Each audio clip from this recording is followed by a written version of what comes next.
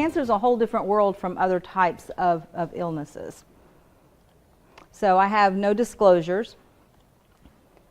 And as I was mentioning, we're going to talk about the basic biology and pathology of the neoplastic disease. We're going to talk about some cancer therapies. We're going to learn to correlate the information that we are discussing today to the implications of the physical examination and what you're looking at when you're treating these patients. And then we're going to look at the potential side effects of the different treatment modalities that we're using and how they will affect the patient.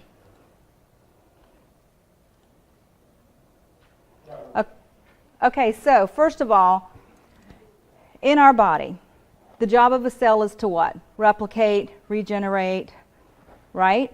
So what happens? All these different DNA responses can happen. So the cells come out and they start doing their job, right? And for some reason something gets wrong. Something happens and the cells don't do what they're supposed to do. And it could be from any of these other things that are listed here, whether it's replication errors, whether it's exposures to chemicals, whether it's from radiation, whether it's viral, or whether it's just this general cellular metabolism. Something happens and the cells get all mixed up. And the body in its miraculous self is supposed to go back and through this cell cycle, and it's supposed to say, oh, something's not right with this cell. Let me go in and look at it. Let me rewrite its DNA. Let me fix it. And if it can't fix it, its job is supposed to go back and to get rid of it and to kill it off. So what happens with cancer cells is they come up out of our body. And remember, when you're talking to your patients, you have to make things very simple for your patients so that they can understand everything you're trying to tell them, because a lot of times the more simplistic you make it for them, the better they're going to understand, and the better they're going to understand their diagnosis and how their treatment is going to affect them. So when the body doesn't do what it's supposed to do, and it's not able to repair those cells, and it's not able to turn off that switch, and those cells don't kill off like they're supposed to, because it should say, well, I can't fix it, let me kill it off. And it doesn't, then cancer cells grow. So what is the job of our cells? They're to replicate, right? So it continues to replicate and continues to replicate. So basically, cancer is nothing but a series of DNA alterations that are continually dividing because they don't know to shut off, and they just continue to grow and grow and grow, and they do it indefinitely. And as they do it, they ignore those signals to stop growing, they resist that cell death, and then they start invading and spreading into other sites. And then as they invade into those other sites, they need a little bit more nutrition, so then they start recruiting those blood vessels and things that they need so that they can survive. Because I tell patients many times that cancer is a survivor. It comes up out of you, it starts in you, it initiates in you, it knows you, it doesn't know anything different. This is where its environment is, this is where it thrives. So it's going to look for a way to live. And the things that can cause those alterations are things like tobacco, infectious organisms, inflammation, chemical exposures to different things, even our physical life, the things that we do in our daily life, and the lifestyle that we lead. So I thought an important note was to know is that more than 30% of the cancer deaths in the United States are caused by smoking. So we see all these things out there about smoking. You see all those new commercials out there of all the, I think I seen one last night about radiation. It's the first time I've seen them put one about radiation on there and how hard it is on the patients. So cancer from smoking causes many, many different etiologies for these particular types of cancers are most significant. So when you look at chemicals, you look at things like asbestos. Are they exposed to that? Do they drink alcohol? Benzynes, you think about, that's when you use it for people who have a lot of acne, a lot of your younger kids. The aflazole toxins are the ones that they use when they're doing in the ground for, when you're planting foods. Then you have your androgen alterations that happen when the body responds to estrogen or progesterone or testosterone, and that's when you have your breast cancer sometimes that come up out of it, or your prostate cancers.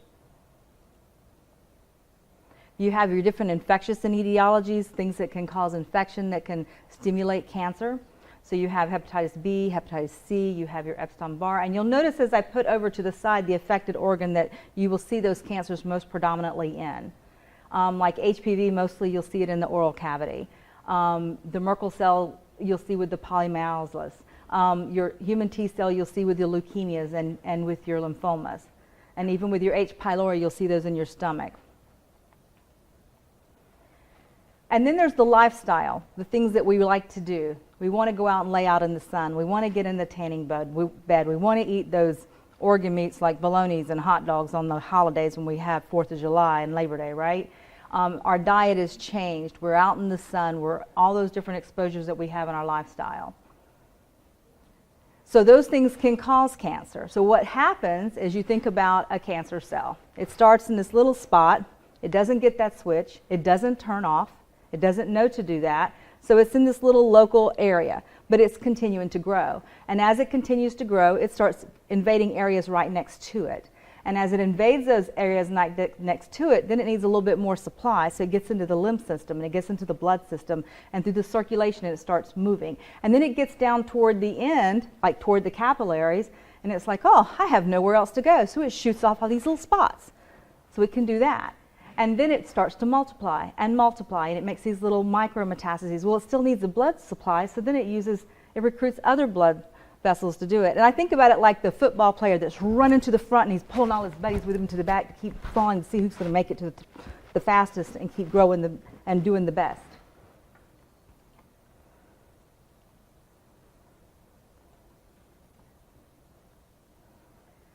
So cancer is normally diagnosed via tissue or blood.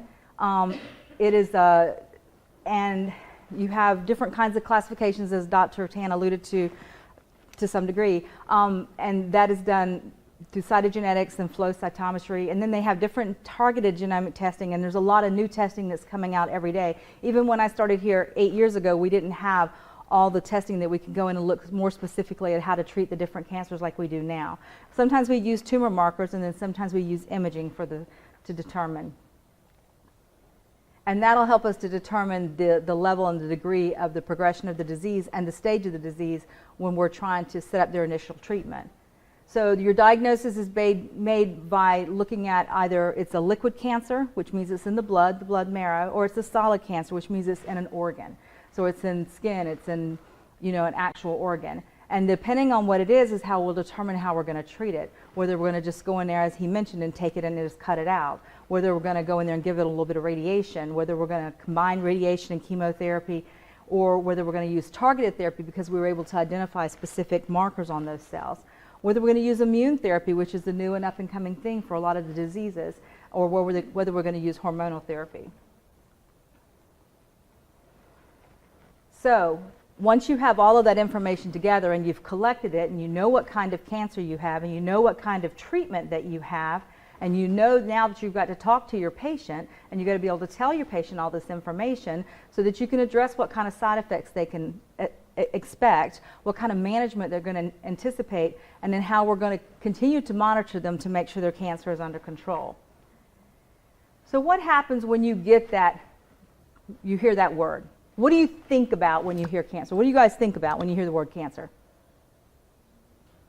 People say the big C, they feel like it's a death sentence. They feel like there's no hope. Cancer is a very scary, scary thing. And people go through a lot of different emotions. So all that stuff that we learned back in school about the 5 stages of grief, all that comes into play when somebody gets diagnosed.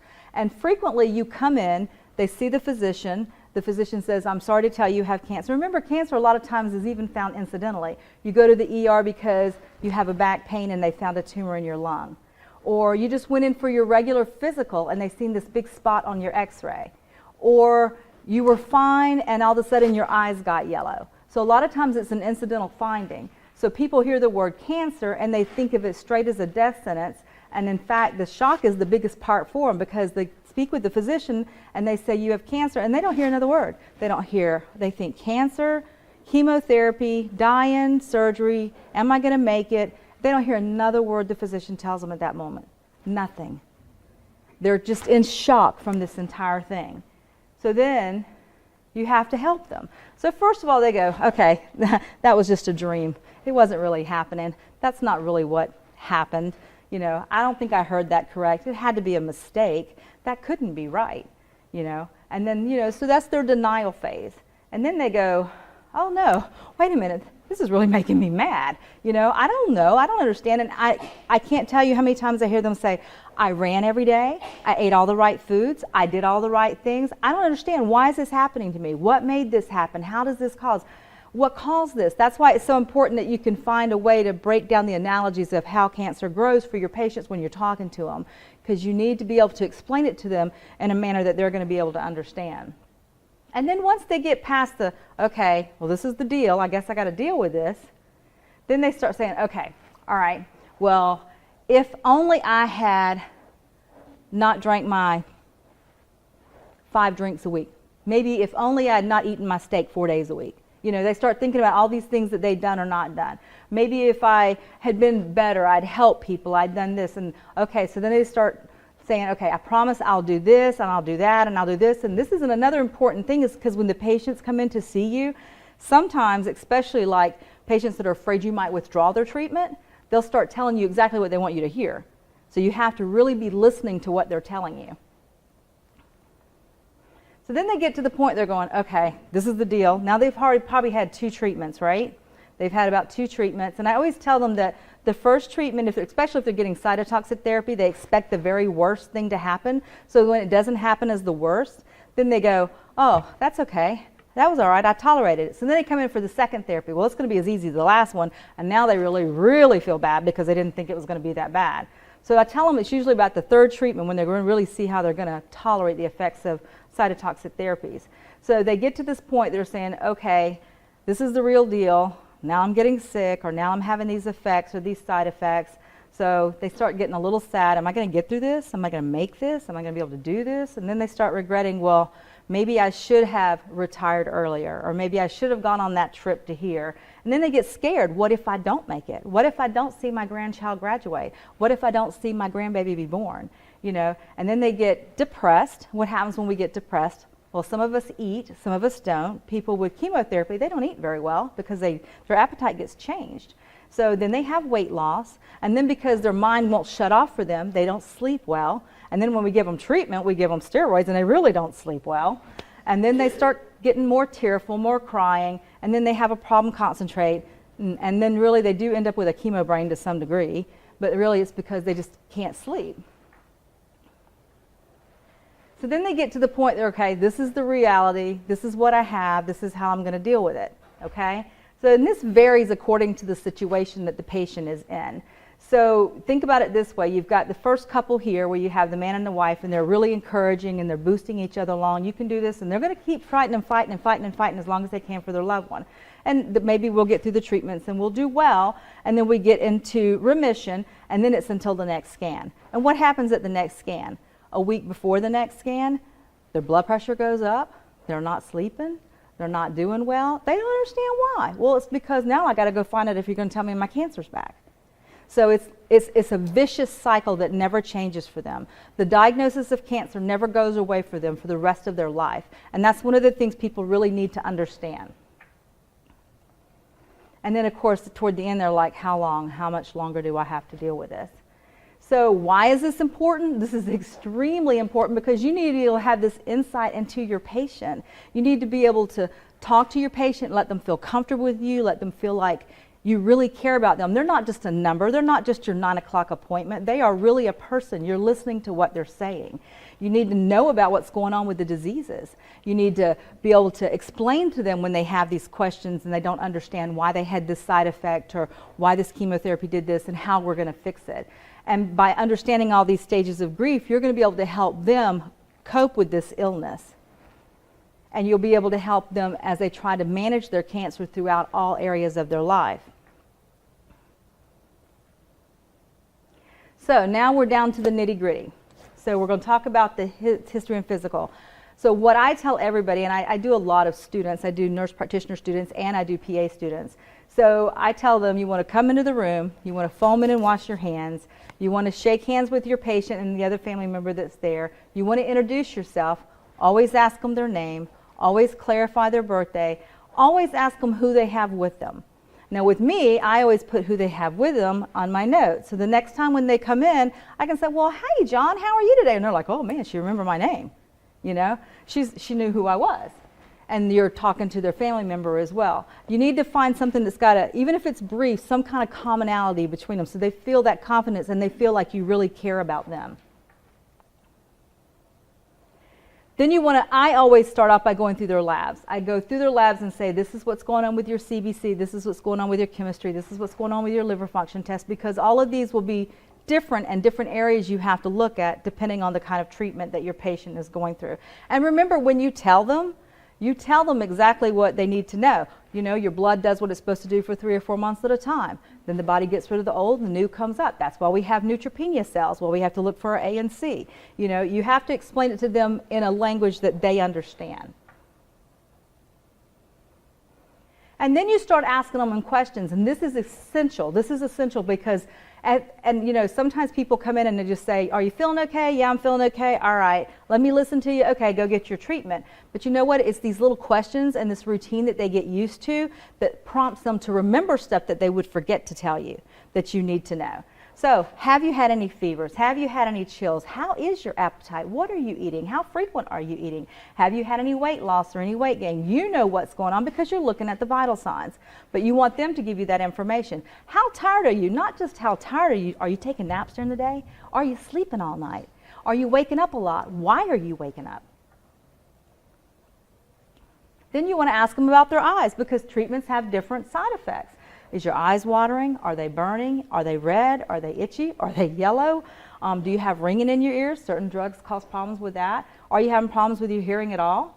Do you feel like you got full and pressure in your ears? Is your nose running? Is it itching? Is there any bleeding? Certain drugs cause nosebleeds.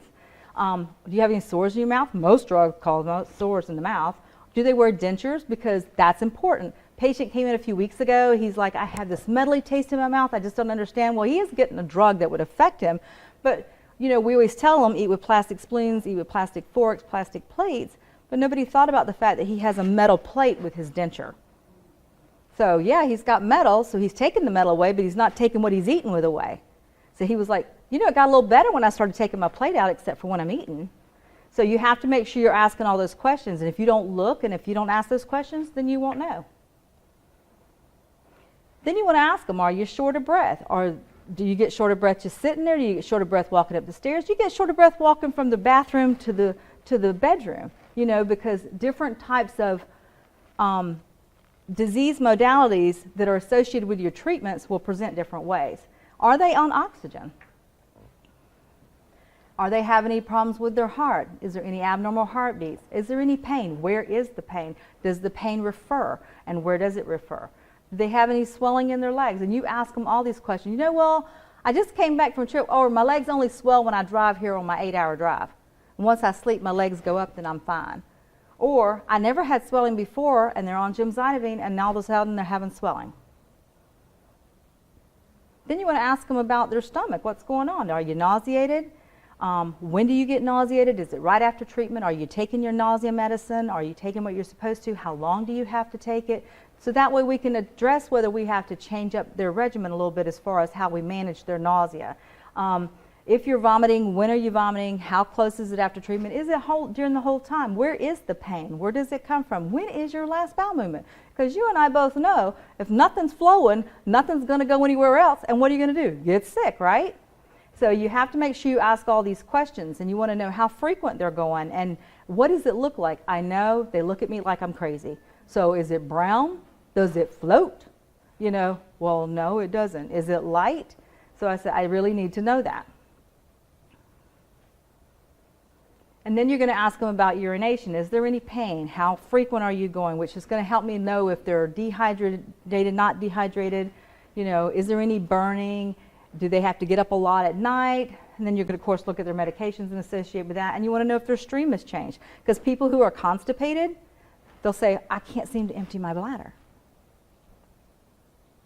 Neurologically, are they alert and oriented? Their family members usually sitting beside them. Is there any changes that I need to know from there? Are you dizzy? Do you just get dizzy when you stand up? Or are you dizzy all the time? Is the room spinning or are you spinning? Is there numbing? Is there tingling in your fingers or toes? And as you ask these questions, they will answer them.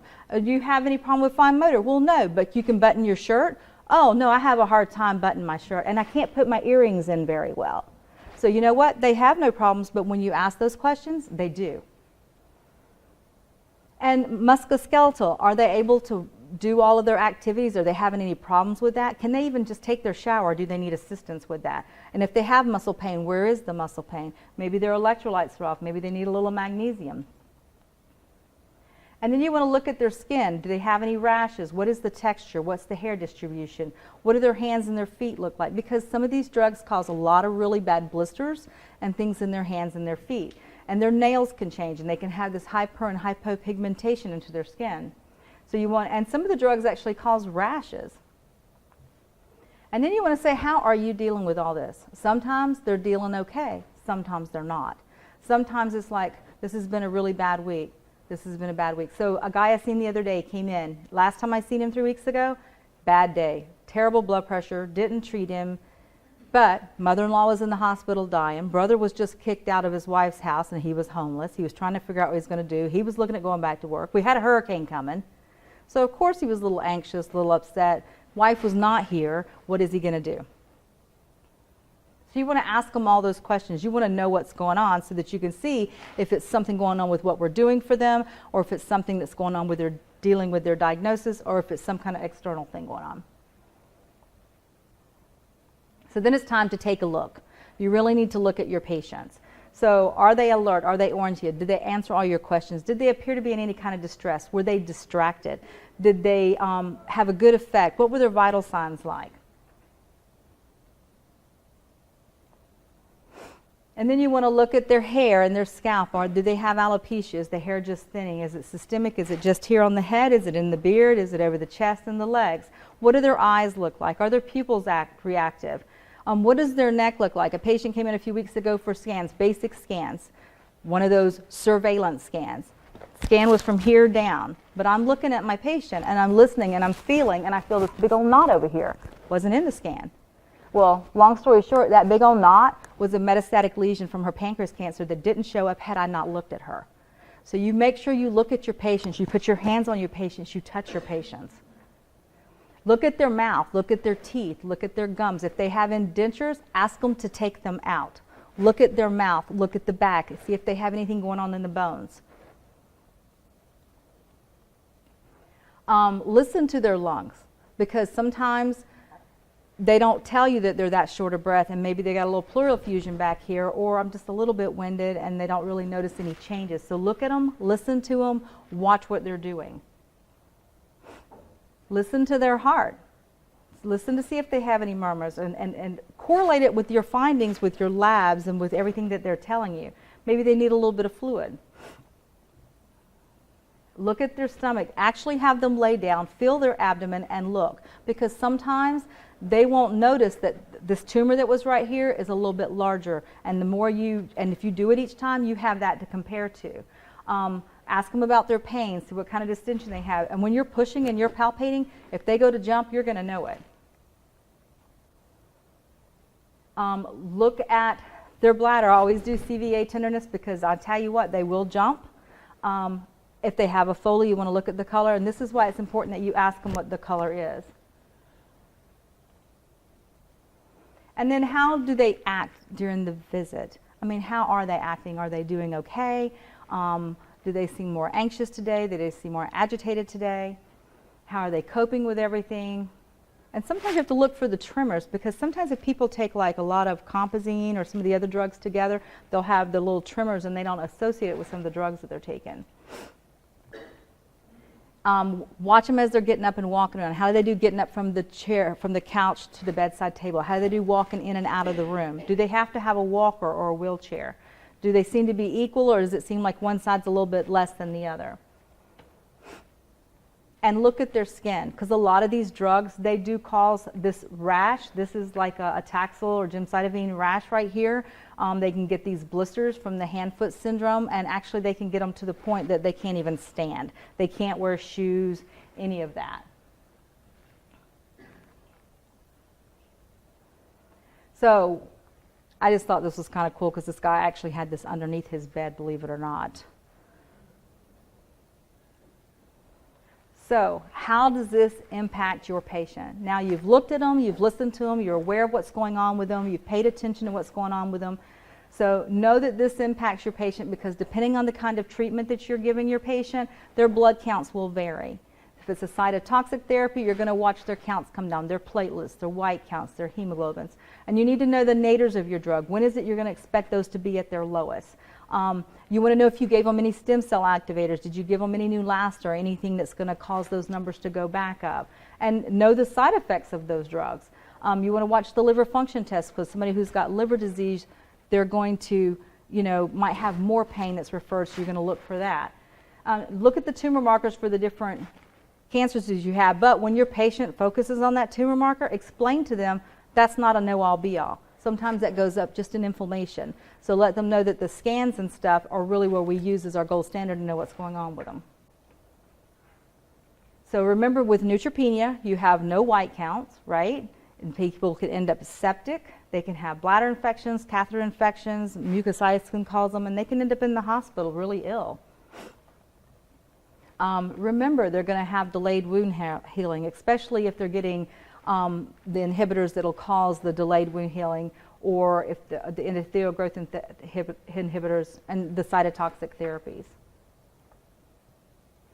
Watch out for those DVTs. A lot of people do not put together DVTs and cancer. There's that Virtues triad that has the three main things that you can focus on or that you know that typically cause a blood clot. One is the venous stasis. They're on the plane for 8 hours, or they're not as mobile, or they've been more sick and they're not getting up moving around post their surgery.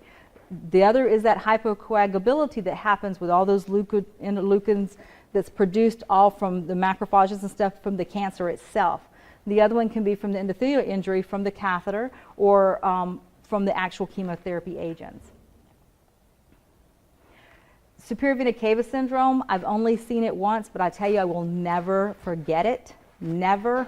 The man came in, his face was very full, his hands were swollen on one side, sent him down, and he truly had an occlusion of the superior vena cava. We went in, put in a catheter. He was a young guy with a cancer in the lung. Typically for his age group this would happen, and he didn't live very long, but he truly had it, and it was just from here, and then the next time I see him he's swollen down to here, and it was just a terrible thing. So you'll see that difficulty breathing, they'll complain of the headaches, they'll have that true facial swelling, they'll have that venous necks will be distended, you will definitely see that. You'll see the changes in the arms, sometimes they're equal, sometimes they're not, but it'll be truly swollen. They get lightheaded, of course, because they're not breathing as well, and then they can have that Cholera-Stokes sign or that Pemberton sign. Mucositis, make sure you tell all your patients. I always tell them to get a bottle of 16.9 ounce of water and put 2 tablespoons of baking soda in it, shake it up, and just swish it a couple times, 4 or 5 times a day, and spit it out. So make sure you educate them on how to do that and what they need to do. And if they need something, then you can treat them for that. The hand-foot syndrome, so they're going to say they have numbing, they're going to have tingling, burning, itching, sometimes they'll have redness, sometimes they'll have blisters, discomfort, rash. In severe cases, as I showed you in some of those pictures, they'll have that really bad blistering and the ulcers.